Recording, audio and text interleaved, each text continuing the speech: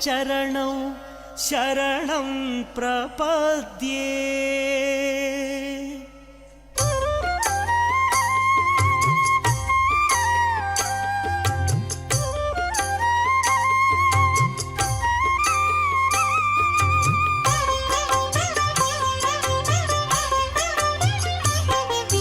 श्रीराम राम आनंदधाम, सीता माता मनोभिराम, रणरंग भीमा साकेत राम, आदर्शमूर्ति हे सार्वभौम, राजीवलोचन हे मेघश्याम, पुराण पुरुष राजललाम,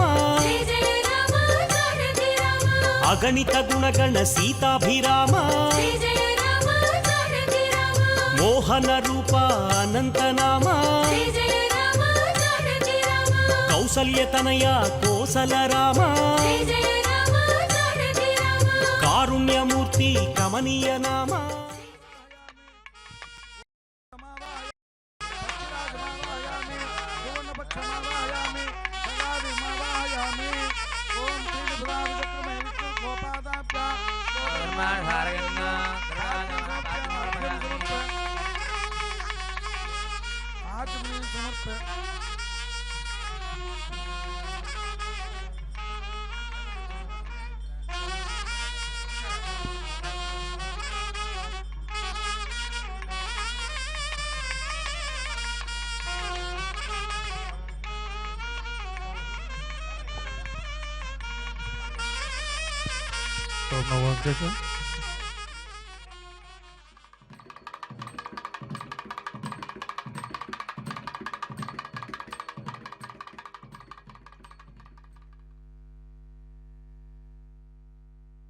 कल्प सुख निद्रित श्यामा,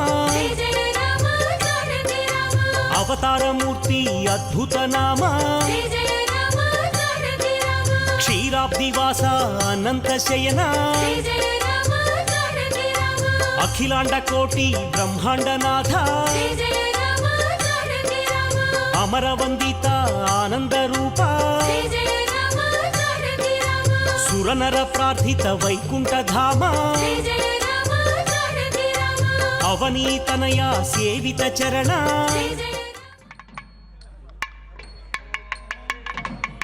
सहस्रदेव पुरुषः सहस्राक्ष सहस्रपाद स भूमिन् विश्वतो भृत्वा अत्यतिष्ठद्दशाङ्गुलम् पुरुषदेवेदगं सर्वम् यद्भूतं यच्च भव्यम् उदामृतत्पश्येषाणः यदन्येनातिरोहति एतावानस्य महिमा अतोऽद्यायागस्य पुरुषः पादोऽस्य विश्वभूतानि त्रिपादस्यामृतं दिवि त्रिपादोर्ध्वबुधैः पुरुषः पादोऽस्येह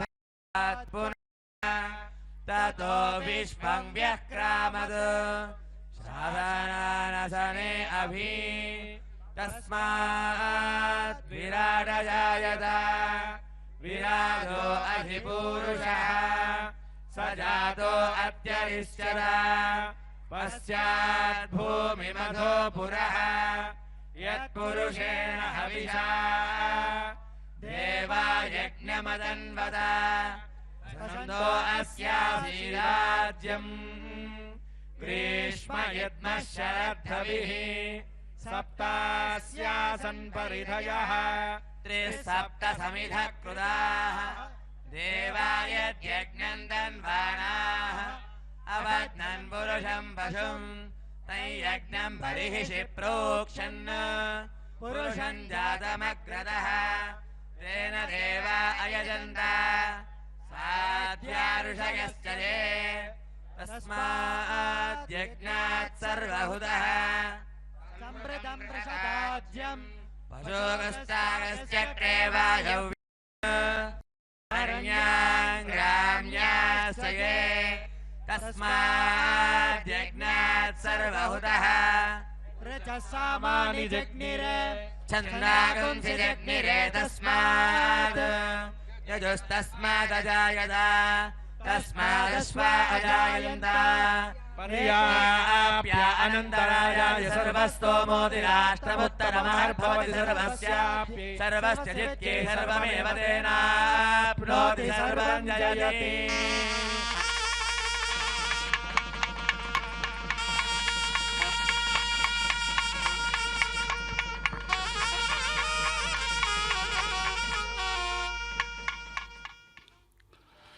श्रीरामं त्रिजगद्गुरुं सुरवरं सीतामनोनायकं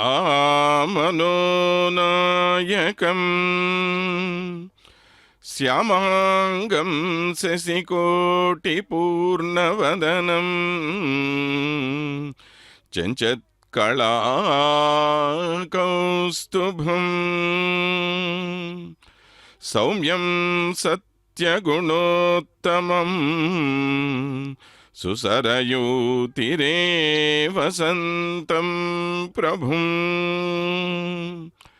त्रातारं सकलाद्धसिद्धिसहितं वन्दे रघूणां पतिम्। प्रिय भगवत बंधुओं, आज तिरुपति महादिव्य क्षेत्र में विराजमान श्री कोदंडराम स्वामी जी के वार्षिक ब्रह्मोत्सवों की शुरुआत हो रही है। ब्रह्मोत्सव 9 दिन तक चलने वाले महोत्सव हैं। यहाँ पर इन उत्सवों में प्रभु जी की शोभा दिखते ही बनती हैं। उद्गतस्य सवो यस्मात् तस्मात् उत्सवमुच्यते कहकर पारमेश्वर संहिता में महर्षि शांडिल्य सनकादि महर्षियों से बताते हुए उत्सव का अर्थ इस प्रकार समझाते हैं कि जो उत्कृष्ट होता है वही उत्सव कहलाता है। यानी उत्सव का अर्थ भगवान के यज्ञ के समान है। तो आज उस यज्ञ की शुरुआत हो रही है। लगभग सभी प्रकार के स्मृति ग्रंथों में उत्सवों के प्रारंभ में 3 प्रकार के प्रारंभों को प्रधान माना गया है, जैसे ध्वजारोहण, देवताह्वान और अंकुरार्पण। इनमें से प्रधान है ध्वजारोहण, और उस ध्वजारोहण की शुभ वेला अभी तो होने वाली है। और इस संदर्भ में यहाँ पर मौजूद सभी जियंगार स्वामी जी तिरुमला तिरुपति के पेदजियंगार और चिनजियंगार दोनों यहाँ पर विराजमान हैं। पारमेश्वर संहिता बताता है, ध्वजस्य आरोहणं पूर्वं राजा राष्ट्र सुखप्रदम। यानी ध्वजारोहण से जिन उत्सवों का प्रारंभ होता है उससे वो देश और उस प्रांत के राजा सुखी रहते हैं। तो इस परिभाषा से हम ये समझ सकते हैं कि ये जो उत्सव हो रहे हैं, ये उत्सव सिर्फ हमारी तृप्ति के लिए, हमारे आनंद के लिए नहीं, बल्कि पूरे राष्ट्र के सौभाग्य के लिए, सभी लोगों की को सुख रखने के लिए ये उत्सव मनाए जाते हैं। ध्वजारोहण का सामान्य अर्थ होता है झंडा फहराना, लेकिन ये झंडा है क्या, क्यों इसे फहराना चाहिए, कब होना चाहिए, झंडे पर क्या क्या होना चाहिए, ये कितना बड़ा होना चाहिए, इसका क्रम क्या है, आदि कई प्रकार के संदेह हमारे मन में आते रहते हैं। आइए इन प्रश्नों के उत्तर ढूंढते हुए इस ध्वजारोहण महोत्सव का आनंद अनुभव करेंगे। ध्वजारोहण करने के समय के बारे में भी सभी स्मृति ग्रंथों में लगभग एक रूपता ही दिखती है। पारमेश्वर संहिता बताता है, उत्सवारंभ दिवसे दिवारोप्य ध्वजम निशिभेरी ताड़नम। यानी उत्सवों के प्रारंभ में दिन में ध्वजारोहण किया जाए और रात को भेरी नाद करवाया जाए। इस झंडे पर किसका चित्र होना चाहिए, इस मामले में भी हमें एक रूपता दिखाई देती है। पारमेश्वर संहिता कहती है, प्रासादस्य शिखाग्रे तु स्थापितः खगराट ध्वजः, यानी मंदिर की प्रहरी के सबसे ऊंचे प्रदेश पर झंडा फहराना चाहिए जिसमें पक्षीराज गरुत्मान का चित्र अंकित किया जाए। विश्वक्सेन संहिता में ध्वजारोहण की विशेषता का परिचय देते हुए विश्वक्सेन महाप्रभु कहते हैं, अतः परम प्रवक्ष्यामि ध्वजोत्थापनम उत्तमम् येन उपसर्गा नश्यन्ति सर्वसम्पत्सुखावहम् अध्वजो विष्णुयागस्तु निष्फलं स्यात् न संशयः। यानी विश्वक्सेन महाप्रभु के अनुसार ध्वजारोहण सबसे उत्तम विधान है जिससे सभी प्रकार के उत्पात यानी संकट दूर हो जाते हैं और सभी प्रकार के ऐश्वर्य पा लेते हैं। अगर ध्वजारोहण नहीं करेंगे तो पूरा उत्सव निष्फल यानी बेकार हो जाता है। इस बात से स्पष्ट हो जाता है कि उत्सव में ध्वजारोहण क्यों किया जाता है और उसका महत्व क्या है। इस प्रक्रिया का वर्णन करते हुए विश्वक्सेन संहिता आगे कहता है, आलिखेत गरुड़म तंत्र सुवर्णाभम सुवर्चसम, यानी उस झंडे पर गरुड़ जी का भव्य चित्र सोने के रंग में खींचा जाए। इस समय पर कौन सा मंत्र पढ़ाया जाए उसका भी वर्णन करते हुए संहिता बताती है, ओम नमो अष्टकुलनाग भूषणाय वैनतेयाय नागशोणित दिग्धांगाय सुपर्णाय सप्तपातालवासिनी पक्षिराजाय भगवद्वाहनाय गरुडाय त्रैलोक्य वणाय स्वाहा। इस प्रकार के मंत्र पढ़ते हुए ध्वज मुद्रा प्रदर्शित करनी चाहिए। देखिए अभी उस ध्वज का आरोहण हो रहा है, वहां पर गरुड़ जी का सुंदर भव्य चित्र हमें दिखाई देता है और पीले के रंग में बनाए गए या इस वस्त्र पर गरुड़ जी का ये बहुत ही सुंदर चित्र खींचा हुआ है और इसको ऊपर ले जा रहे हैं। ध्वजारोहण प्रसंग में विश्वामित्र संहिता में क्या बताया गया है उसको भी थोड़ा सा परख लेंगे। इस विधि के बारे में समझाते हुए ब्रह्मर्षि विश्वामित्र काश्यप महर्षि से कहते हैं, उत्सवारंभ दिवसे दिवा कुर्यात् ध्वजोत्सवम रात्रौ संताड़नम कुर्यात् भेर्यात् शुभलग्न के, यानी उत्सव के पहले दिन को दिन में झंडा फहराया जाए और रात को शुभ मुहूर्त में भेरी नाद करवाया जाए। झंडे पर फहराए जाने वाले चित्र का वर्णन करते हुए कहा गया है, तस्य मध्ये लिखेत्ताक्ष्यं पिताभं लक्षणान्वितम्, यानी उस झंडे पर गरुड़ भगवान का भव्य चित्र भी लिखा जाए। इस समय पर किया जाने वाली गरुड़ प्रार्थना ऐसी होती है, वेदमूर्ते नमस्तुभ्यं वैनतेय महाबल महाबाहो सन्निधत्स्व पटेऽस्मिन् स्थे महाबल आहुतः कर्म सिद्धिं च विहगेष्व कुरुष्व नः देवस्योत्सवसः सम्पत्त्यै लोकाह्वान विधत्स्व च।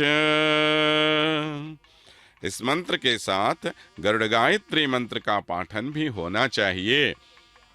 तो सभी बड़ी ही तन्मयता से ये इस ध्वजारोहण समारोह में भाग ले रहे हैं। देखिए यहाँ पर उपस्थित सभी श्री वैष्णव गोष्ठी को और उनके साथ साथ भक्तजन संदोह को, इन दोनों को देख लीजिए और कितनी तन्मयता से सभी ध्वजारोहण के इस शुभ अवसर पर भगवान जी से प्रार्थना ये कर रहे हैं कि प्रभु जी ये ब्रह्मोत्सव सही तरीके से आयोजित किए जाए। कपिंजल संहिता में ध्वजारोहण विधि के बारे में समझाते हुए महर्षि कपिंजल काश्यप महर्षि को बताते हैं, ध्वजारोहम तो कर्तव्यमिति तंत्रेषु कीर्तितम, यानी उत्सवों के प्रारंभ में अवश्य झंडा फहराया जाए, ये सभी तंत्रों में हमें बताया गया है। उस झंडे पर क्या हो उसका भी वर्णन करते हुए संहिता में बताया गया है। पट मध्य लिखे देवं गरुड़ं सर्पभूषणं गगने गमनारंभं पक्ष विक्षेपणान्वितम्, यानी उस झंडे जी के का चित्र अंकित किया जाए कि मानो वे आकाश में उड़ने के लिए तैयार बैठे हैं और उनके पंख खुले हैं। देखिए, एक एक संहिता माने जो जिन जिन संहिताओं का नाम हम यहाँ बता रहे हैं, इन सभी संहिताओं का संकलन ही आगम शास्त्र होता है। चाहे वो पांचरात्र आगम हो, चाहे वैखानस आगम हो, सभी आगमों में आपको कुछ न कुछ संहिताएं होती हैं और इन संहिताओं में जो बात बताई जाती है उनके अनुसार आगम शास्त्र बनते हैं। और यहाँ पर वैखानस संप्रदाय के अनुसार ये ध्वजारोहण महोत्सव हो रहा है। वैसे भी नारदीय संहिता में भी देवर्षि नारद गौतम महर्षि को ध्वजारोहण विधि का परिचय कराते हुए कहते हैं, उत्सवारंभ दिवसे ध्वजारोहणमाचरेत, यानी उत्सवों के पहले दिन पर अवश्य झंडा फहराया जाए। बाकी संहिताओं में झंडे के विस्तार के बारे में विशेष प्रस्ताव मिलता है, लेकिन नारदीय संहिता में बताया गया है कि अपनी इच्छा के अनुसार झंडा बनाए, लेकिन वो शोभायमान होना चाहिए। पताकायाम अविस्तारौ यथा शोभम यथा रुचि ध्वजे गरुड़मालिक्य द्विभुजम पक्षभूषितम। लेकिन उन्होंने ये बात पर अधिक जोर दिया कि गरुड़ चित्र तो पर हो और उसका विस्तार पूर्वक वर्णन तो हमें इस संहिता में मिलता है। वैसे ही पाद्मतंत्र नामक एक आगम शास्त्र ग्रंथ है। कई आगम शास्त्रों के लिए आधारभूत ग्रंथ माना जाता है। इसमें साक्षात भगवान महाविष्णु ब्रह्मा जी को ये तंत्र समझाते हुए कहते हैं, एका हे त्रियः के धीमान ध्वज कर्म न कारयेत, यानी जो उत्सव एक दिन के लिए या 3 दिनों के लिए मनाए जाते हैं उनमें ध्वजारोहण करने की आवश्यकता नहीं है। देखिए, हमारे प्रभु जी श्री रामचंद्र महाप्रभु यहाँ पर विराजमान होकर देख रहे हैं किस प्रकार इन ब्रह्मोत्सवों का प्रारंभ हो रहा है। प्रभु जी की निगरानी के अलावा ये कैसे संभव हो सकता है, आप ही बताइए। ऐसे महाप्रभु जी, ऐसे हमारे सबसे प्रिय श्री रामचंद्र महाप्रभु यहाँ पर विराजमान होकर अपनी निगरानी में इस ध्वजारोहण महोत्सव को सुसंपन्न करा रहे हैं। हमने इसके पहले ही ये बताया कि पाद्मतंत्र संहिता में ये बताया गया है कि एक दिन के लिए या 3 दिन के लिए मनाए जाने वाले उत्सवों में ध्वजारोहण की आवश्यकता नहीं है, लेकिन हमारे यहाँ यानी इस कोदंड रामस्वामी के ब्रह्मोत्सवों में तो 9 दिनों का उत्सव होता है, इसलिए यहाँ पर अवश्य होना चाहिए। हमारे उत्सव तो 9 दिनों के लिए हैं, तो इनमें अवश्य ध्वजारोहण होना ही चाहिए। इस आगम ग्रंथ में इन सब का भी विस्तार पूर्वक वर्णन मिलता है कि झंडे का कपड़ा कितना हो, कैसा हो, उस पर बनाए जाने वाले गरुड़ जी का चित्र कितना हो और कैसा हो। इस समय पर यह प्रार्थना की जाती है कि महाबल महाबाहो वैनतेय वयोधिप सन्निधत्स्वपटे तुभ्यं नमः प्रणवमूर्तये कर्मणां सिद्धिमाहूतः कुरुष्व विहगेश्वर आहुतव्यात्रयो लोकाः देवस्योत्सव संपदि। इस प्रार्थना का अर्थ ये है कि हे प्रभु गरुत्मान, आप इस झंडे में आ बसे और आप सभी देवताओं को भी ये निमंत्रण दे कि वे सभी भी इस भव्य उत्सव में भाग ले। इस प्रकार ध्वजारोहण का अर्थ होता है गरुत्मान के माध्यम से सभी देवताओं को इन ब्रह्मोत्सवों में भाग लेने के लिए निमंत्रण देना। इस समय पर गरुड़ जी को जो नैवेद्य चढ़ाया जाता है उसका भी बहुत महत्व होता है। अभी अभी तो हमने देखा है गरुड़ जी को नैवेद्य चढ़ाया जा रहा है। उनकी इस प्रकार की स्तुति करते हुए नैवेद्य चढ़ाया जाता है कि वाहनाय महाविष्णो तार्क्ष्याय अमित तेजसे गरुडाय नमस्तुभ्यं सर्वसर्पेन्द्र मृच्छवे नमो नमस्ते पक्षीन्द्र स्वाध्याय वपुषे नमः। भक्तों का परम विश्वास है कि इस समय पर भगवान के प्रसाद के रूप में जो अन्न मिलता है उसे खाने से अच्छी संतान होती है। यहाँ की संस्कृति में इसे कुड़िमुद्दा कहते हैं, जिसे पाने के लिए विवाहित स्त्रियां तरसती रहती हैं। इस प्रकार ध्वजारोहण के शुभ अवसर पर अच्छी संतान की प्राप्ति भी होती है। इसका प्रमाण भी हमें पाद्म संहिता में मिलता है। निवेद्यं कबलीकृत्य मंत्रयित्वा च मंत्रवित् पौरुषैः गारुणैः मंत्रैः वन्ध्यानामपि योषिताम् साक्षात् कृतात्मेश्वराः श्रीवैखानसधर्मरात्रनिपुणा येने विधीयालयाः एतत् प्रतिपादिका कृतधयः श्रीविप्रनारायणाः विख्याता परिषत्सु वेदविदुषां तेभ्यो नमस्कुर्महे। सुतादिनाद पादारविन्दार्चन तत्परश्री समेन तेजो विनतात्मजातो खगेश्वर शुभमातो मनोपवीनागान्तको विष्णुरथः सुवर्णः भागवताग्रगण्य खगेश्वरो न शुभमातनोतु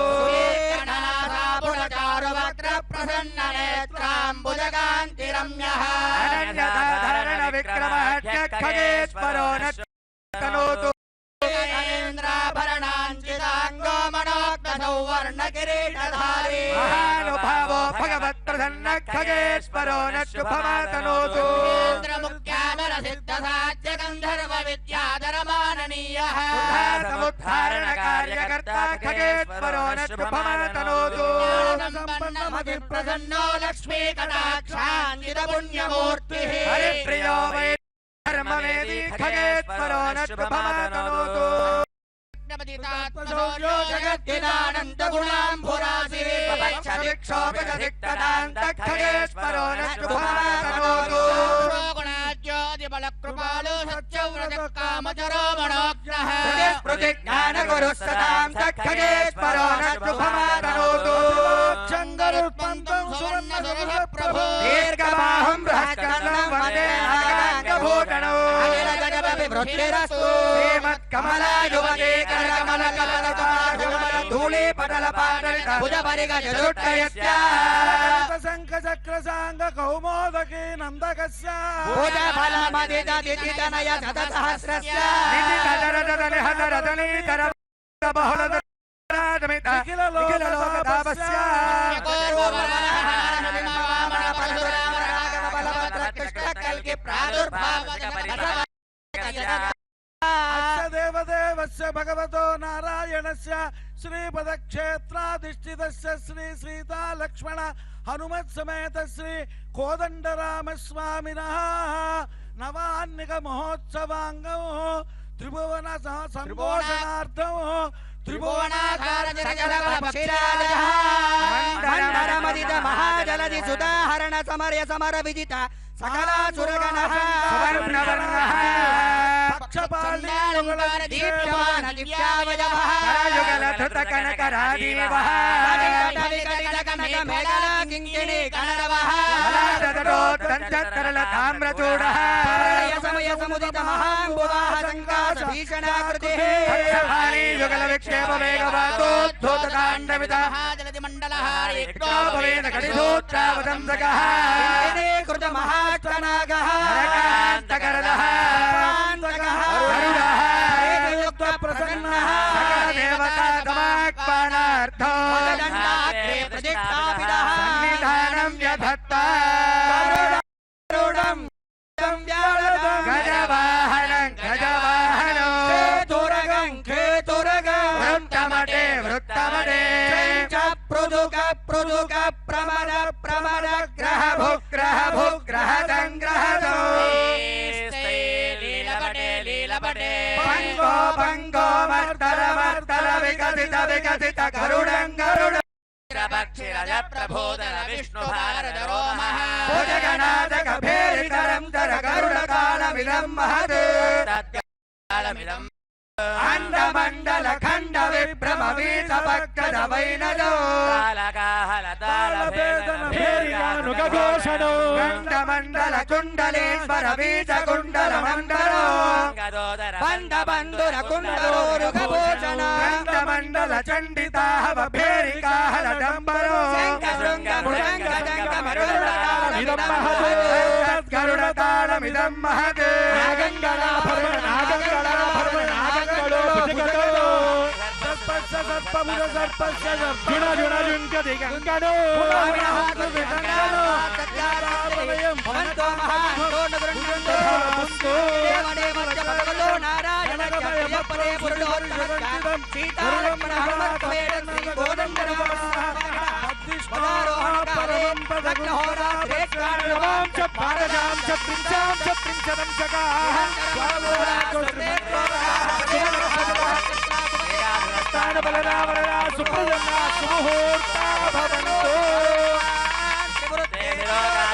चक्षुष्कोम आत्मा सामते तनोर्वामवेद्यं बृहत्तन्तरे वक्षोरुक्षेन्द्रायन्त्यं पुच्छं चन्दागस्यङ्गानि नित्यया समाय सुवर्णो जगरुत्मान् दिवं गच्छतुवप्परा हविष्मदीर्घापो हविष्मान् देवो अत्परो आविवासो हविष्मागुमस्तुरूजः रागयामि शम्नाय शम्निनि शम्ने नाधत्तेन्द्राग्नयोर्भागदेयीष्ट विश्वेषां देवानां भागदेयी सुजग्ने जागृता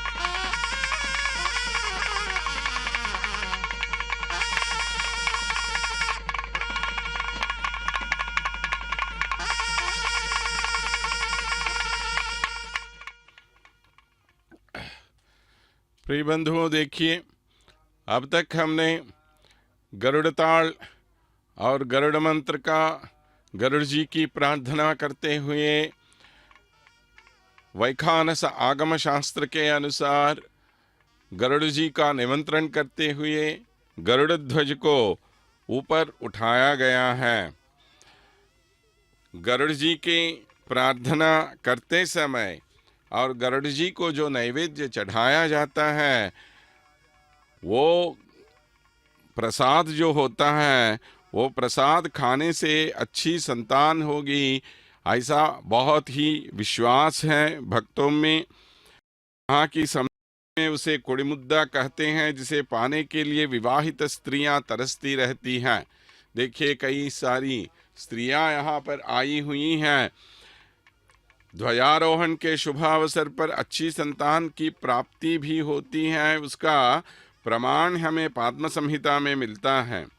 निवेद्यं कबलीकृत्य मंत्रयित्वा च मंत्रवित् पौरुषैः गारुडैः मंत्रैः वन्ध्यानामपि योषितां क्षिपेत् अंजलिषु ध्वात्वा गरुडं च अच्युतं हरिं भक्षयित्वा त्रयः पिण्डान् जनयेत् सुतान् बहून्। इस श्लोक से स्पष्ट होता है कि ध्वजारोहण के समय भगवान को निवेदित प्रसाद से सत्संतान की वृद्धि होती है।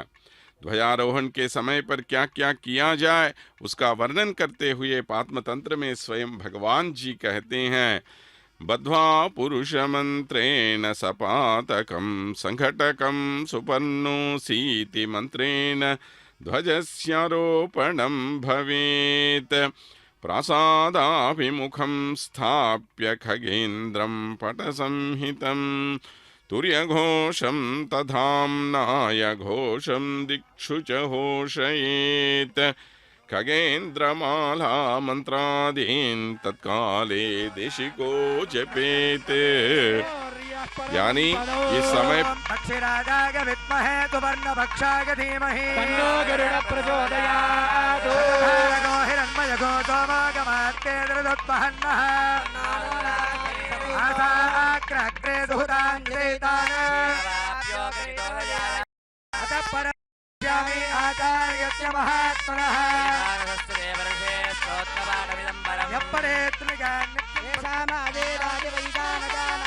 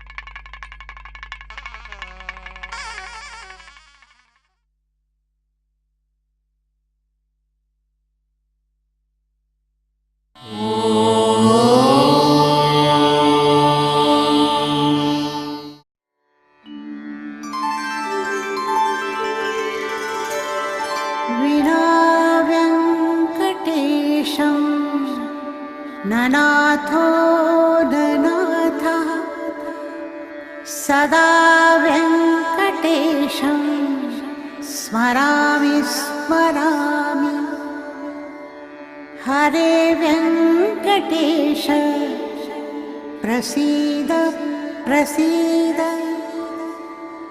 प्रियं वेङ्कटेश प्रयच्छ प्रयच्छ